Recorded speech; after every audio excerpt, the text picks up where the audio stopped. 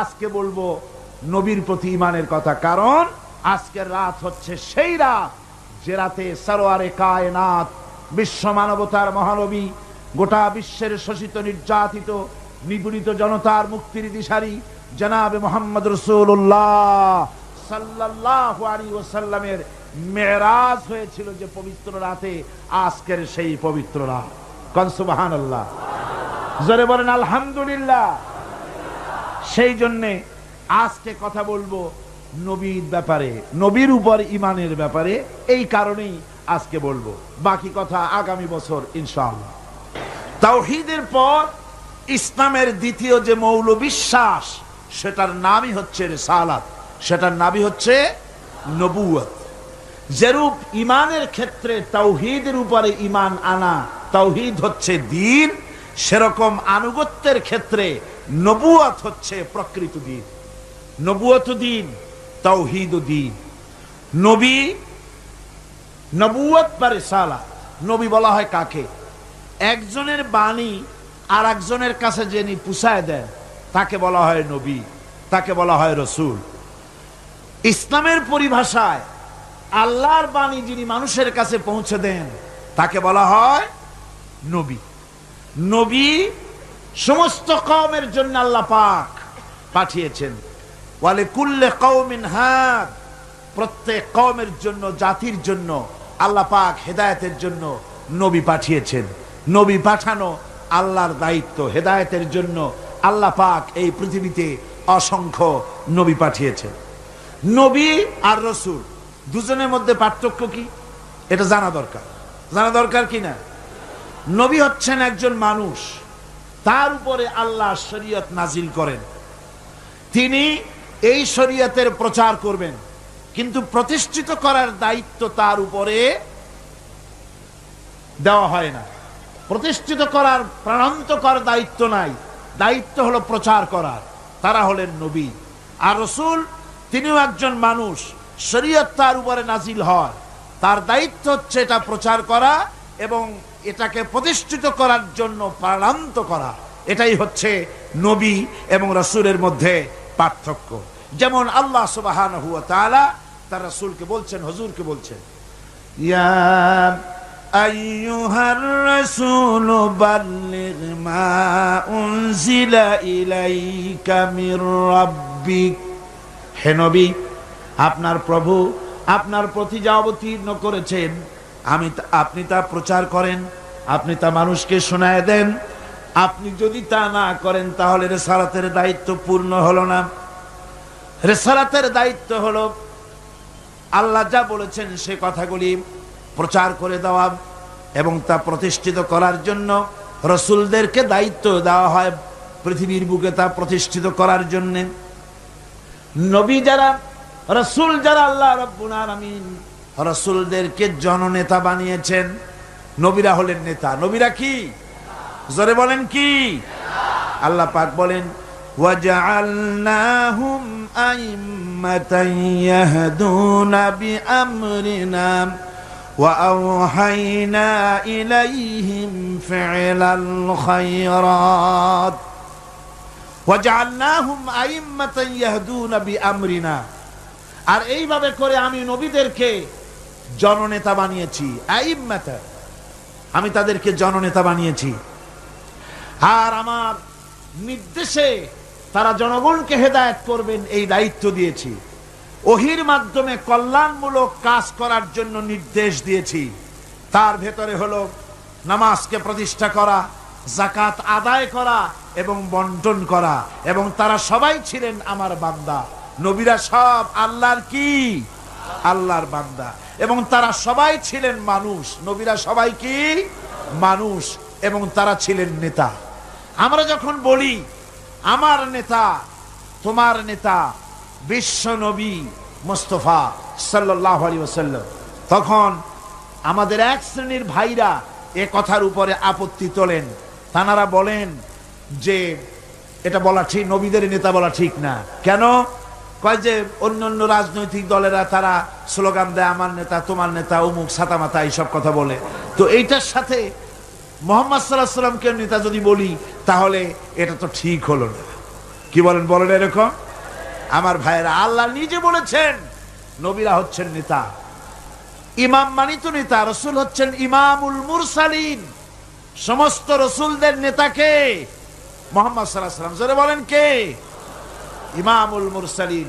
আমরা যখন দরুদের মধ্যে পড়ি আল্লাহুম্মা সাল্লি আলা সাইয়্যিদিনা, সাইয়্যিদিনা মানে কি? আওয়ার লিডার, আমাদের নেতা, Sarware Alam, leader of the world, গোটা বিশ্ব নেতা।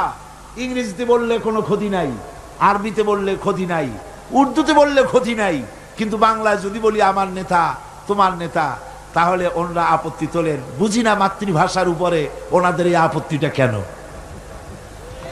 রসুল যে আমাদের নেতা, এতে কোনো সন্দেহ আছে? রসুল যদি নেতা না হয় তো রসুল কার অনুসারী হবেন?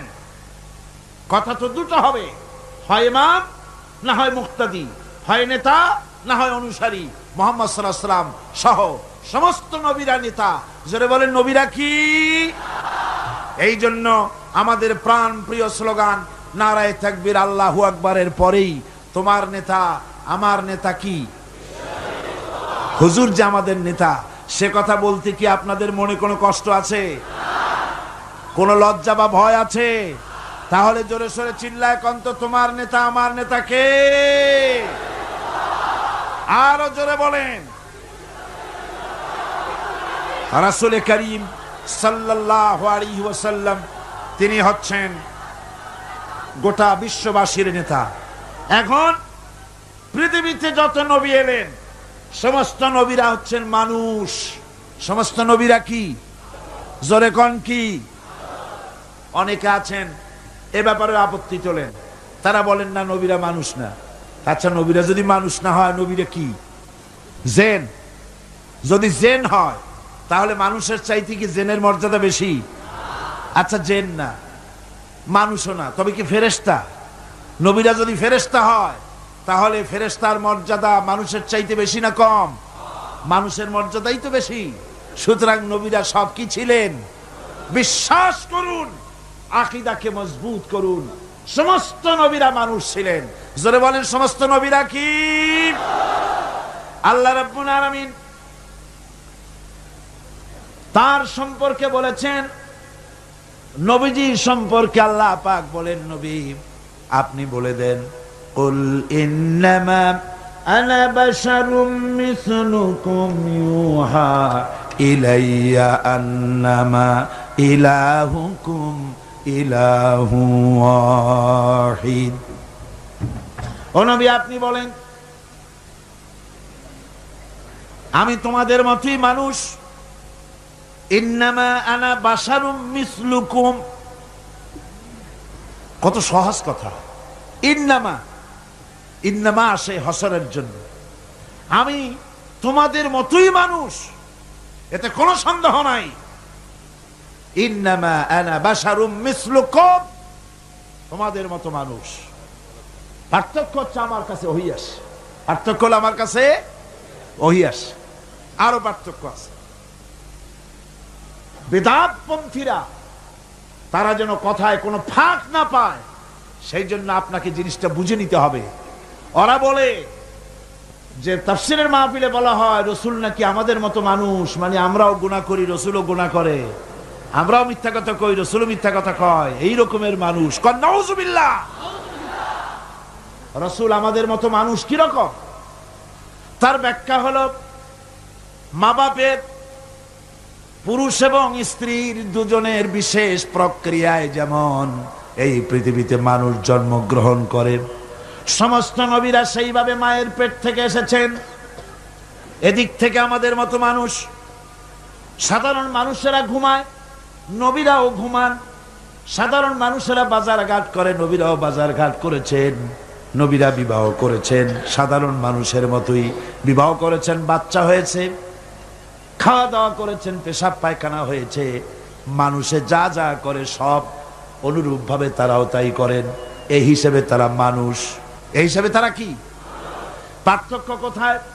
পার্থক্য হলো পৃথিবীর সব মানুষ গুনাহ করতে পারে, আল্লাহর কোন নবী গুনাহ করতে পারে না। জোরে কোন সুবহানাল্লাহ। নবীরা মাসুম। সেই যে নবীরা মাসুম, সেই মাসুম কিন্তু 40 বছর বয়সের সময় যখন নবুয়ত পেলেন, সেইখান থেকে মাসুম তা নয়, নবীর জন্ম থেকে শুরু করে মৃত্যু পর্যন্ত, নবুয়তের আগেও মাসুম, পরেও মাসুম। জোরে কোন সুবহানাল্লাহ। কথা ক্লিয়ার হয়ে গেছে না? কথা ক্লিয়ার হয়েছে না? কোন নবীর কোনো গুনাহ নাই। নবীরা মিথ্যা বলেন না, নবীরা শঠতামি করেন না, প্রবঞ্চনা করেন না, প্রতারণা করেন না। এদিক থেকে তারা হলেন সুপার কোয়ালিটির মানুষ। কি মানুষ? সুপার কোয়ালিটি, শ্রেষ্ঠ মানুষ। পৃথিবীর শ্রেষ্ঠ মানুষ কারা? আল্লাহর নবীরা। আমার বন্ধুগণ, নবীরা হচ্ছেন মানুষ। এই দিক থেকে মানুষ, আমরাও খাই তারাও খান।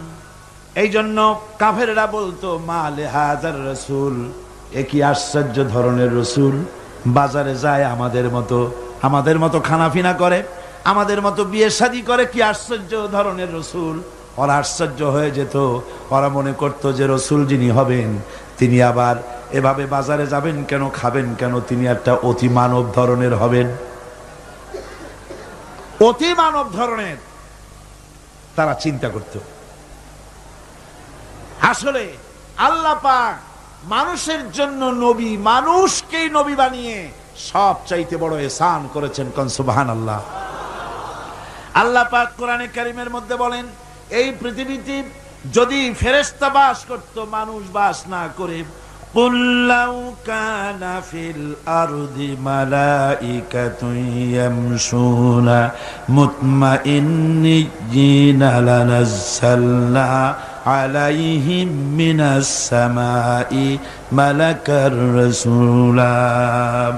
আল্লাহ রাব্বুল আলামিন বলেন, নবী বলেন, এই পৃথিবীতে যদি ফেরেশতা চলাফেরা করত, এই পৃথিবী যদি ফেরেশতার বসবাসের জায়গা হতো, তাহলে মানুষকে নবী না বানায়া আমি ফেরেশতাদেরকে নবী বানায়া দিতাম। যেহেতু পৃথিবীতে বাস করে মানুষ, কাজী নবীও পাঠাইছি মানুষ। কথা কন না কেন? নবীও কি? সমস্ত নবীরা হচ্ছেন মানুষ। ভাইরা আমার, একটা চিন্তা করেন, ফেরেশতা যদি আমাদের জন্য নবী হতো, আমাদের জন্য তাহলে ihsan হতো না, কল্যাণ হতো না। কারণ ফেরেশতারা পুরুষও নয়, নারীও নয়। ফেরেশতাদের বউ নাই, বিবি নাই, বাল বাচ্চা নাই, তাদের কিছুই নাই, বাড়ি নাই, ঘর নাই, মোষ নাই, গরু নাই, কল নাই, কারখানা নাই, ক্ষেত নাই, খামার নাই, নির্বাচন নাই, ভোট নাই, তত্ত্বাবধায়ক সরকার নিয়ে কোনো মাথা ঘামানো নাই। এই ধরনের ফেরেশতা যদি মানুষের নবী হতো, মানুষের সমস্যার সমাধান কি তারা করতে পারতো নাকি? কন জোরে বলেন, পারতো? আরে বাবা, স্বামী স্ত্রীতে ঝগড়া লাগে কেন? তা ফেরেশতাই বুঝবি কি? তার তো নিজেরই বউ নাই, নিজে পুরুষই না। ফেরেশতা কোনো কলের মালিক নয়, কোনো কারখানার মালিক নয়। শ্রমিকরা মালিকের চামড়া খুলে নেব আমরা, এই যে স্লোগান দিল, এখন সমস্যার সমাধান কেমনে হবে? ফেরেশতাই কি সমস্যার সমাধান করবে? পারবে করতে? জমিনের আইল ঠেলাঠালি হচ্ছে, মারামারি হচ্ছে, যুদ্ধ হয়, বিগ্রহ হয়, এগুলি ফেরেশতা কেমনে সমাধান করবে? আমাদের দেশে যে বর্তমান রাজনৈতিক সংকট হয়েছে, এই সংকট ফেরেশতাদের যদি দিয়ে দেওয়া হয়, ফেরেশতারা শুধু কাঁদবে আর বলবে, আল্লাহ এই বিপদে আমাদের কেন ফেলালে? মানুষের সমস্যা বোঝে মানুষের সমস্যা কে বোঝে? সেই জন্য আল্লাহ রাব্বুল আলামিন মানুষের জন্য নবী, মানুষকে নবী বানিয়ে গোটা বিশ্ববাসীর উপর আল্লাহ পাক ihsan করেছেন। সুবহানাল্লাহ। জোরে কোন আলহামদুলিল্লাহ। ভাইরা আমার, নবীরা হচ্ছেন পৃথিবীর শ্রেষ্ঠ মানুষ। তাদের মতো শ্রেষ্ঠ মানুষ আর পৃথিবীতে নাই। তারা নিজের থেকে কোনো কথা বলেন না, তারা কথা বলেন আল্লাহর কথা। জোরে বলেন, কার কথা? নবীও মানুষ, আমরাও মানুষ। পার্থক্য আমি আপনাদের বুঝাই দিলাম। পার্থক্য হলো, দুনিয়ার সব মানুষ মিথ্যা বলতে পারে, গুনাহ করতে পারে, সব রকমের কাজ করতে পারে, কিন্তু নবীরা কোনো গুনাহ করেন না। জোরে কোন সুবহানাল্লাহ। এখানেই পার্থক্য। আর নবীরা যা বলেন আল্লাহর কথা বলেন। কার কথা বলেন? আল্লাহ পাক বলছেন, আমার নবী, ওয়ামা ইয়ানতিকু আনিল হাওয়া ইন হুয়া ইল্লা ওয়াহিয়ুন ইউহা। নবী আমার নিজের নফসকে অনুসরণ করে, নিজের প্রবৃত্তিকে অনুসরণ করে কোনো কথা বলেন না। নবী যা বলেন সব আমার কথা বলেন, আমি যা বলতে বলি তাই বলেন।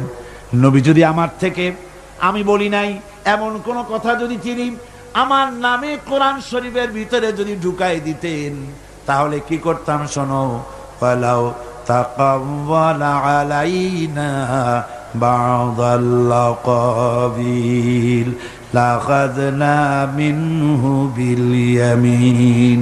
যদি আমার নবী কোন কথা নিজের থেকে বানিয়ে কোরআনে কারীমের ভিতরে যদি ঢুকাই দিতেন, তাহলে আমি আমার নবীর ডান হাতকে চেপে ধরতাম আর নবীর কণ্ঠ নালীকে আমি আল্লাহ কেটে ফেলে দিতাম। নবীর গলার এই কণ্ঠ নালীটা কেটে ফেলে দিতাম। আমার নবী আমি যা বলেছি সেটাই তিনি বলেছেন, নিজের থেকে কোনো কথা বানান নাই। জোরে কোন সুবহানাল্লাহ। এই নবীদের কে বানান? জোরে কোন না, কে বানান নবীদেরকে? আল্লাহ পাক নবী বানান। নবী ভোট দিয়া হয় না, নবী নির্বাচন করে হয় না, নবী ইলেকশন করে হয় না, নবী আল্লাহ বানান। আল্লাহ রাব্বুল আলামিন এই পৃথিবীর বুকে নবীদেরকে পাঠিয়েছেন কেন? আল্লাহ রাব্বুল আলামিন বলেন, ওয়া আলাল্লাহি কাসদুস সাবিলি ওয়া মিনহা জাইরুন ওয়ালাউ শাআ লাহাদাকুম আজমাইন। আল্লাহ পাক বলেন, সোজা রাস্তা বলে দেওয়ার দায়িত্ব আমি আল্লাহর। যেখানে রয়েছে অসংখ্য বাঁকা পথ, সেখানে সোজা রাস্তা বলে দেওয়ার দায়িত্ব আমার। এই পৃথিবীতে অসংখ্য বাঁকা পথ আছে, সোজা পথ বলে দেবে আল্লাহ। বলেন আমি সোজা পথ বলে দেব। সেই সোজা পথের নাম হলো ইসলাম। বলেন সোজা পথের নাম কি?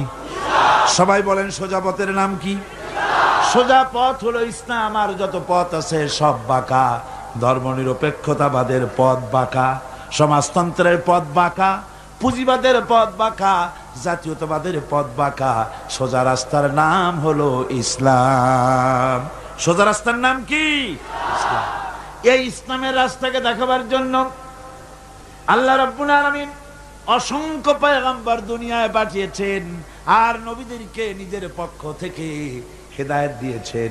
নবীরা নিজের থেকে কোনো কথা বলেন নাই, নবীদেরকে আল্লাহ পাক বানিয়েছেন।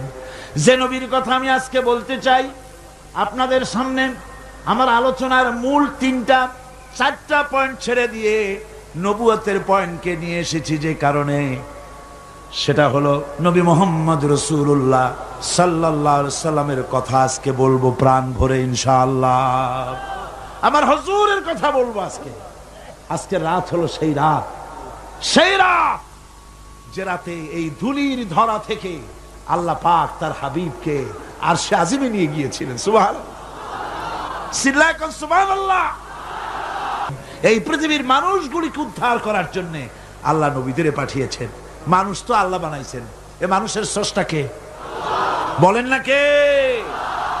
এই মানুষগুলো যেন পথ হারাইয়া না যায়, অন্ধকারের ভেতরে তারা যেন দাঁত মুখ না ভাঙ্গি, কোন মুসিবতে যেন মানুষ না পড়ে, চলার জন্য আল্লাহ পাক নূর দিয়া দিলেন, আলো দিয়া দিলেন। আল্লাহ পাক বলেন, قد جاءكم من الله نور وكتاب مبين।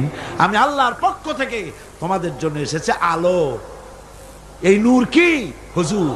এই নূর হচ্ছেন হুজুর মুহাম্মদ সাল্লাল্লাহু আলাইহি ওয়াসাল্লামকে আল্লাহ পাক নূর বলতেছেন। সুবহানাল্লাহ। হুজুর হলেন নূর। قد جاءكم من الله نور। আমি আল্লাহর পক্ষ থেকে তোমাদের জন্য নূর এসেছে। আর দিয়েছি একখানা কিতাব। কি দিলাম? কিতাব দিয়েছি। নূর দিলাম, এমন নূর দিয়েছি। কোরআনে কারীমের মধ্যে আল্লাহ রাব্বুল আলামিন হুজুর কি সিরাজাম মুনীরা বললেন। প্রদীপ্ত উজ্জ্বল একটা প্রদীপের সঙ্গে তুলনা করলেন। সূর্যের সাথে নয়, চাঁদের সাথে নয়, তারার সাথে নয়, হুজুরকে তুলনা করলেন একটা প্রদীপের সাথে, চেরাগের সাথে। তার মানে হলো সূর্যের আলো যত বেশি হোক, সূর্য কিয়ামত পর্যন্ত যদি চেষ্টা চালায়, নতুন আর একটা ছোট্ট সূর্যের জন্ম দিতে পারবে না। চাঁদ যত সুন্দর তার আলো হোক না কেন, কিয়ামত পর্যন্ত যদি চেষ্টা চালায়, ছোট্ট আর একটা চাঁদের জন্ম দিতে পারবে না, কথা ঠিক কিনা কন?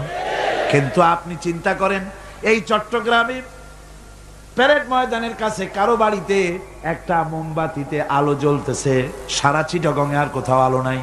চট্টগ্রামের মানুষগুলি তারা জানলো প্যারেড ময়দানের কোন একটা বাড়িতে একটু আলো আছে, সবাই যার যার চেরাগ নিয়ে ছুটলো আপনার বাড়ি থেকে আলো নেবে। আপনি কি ভয়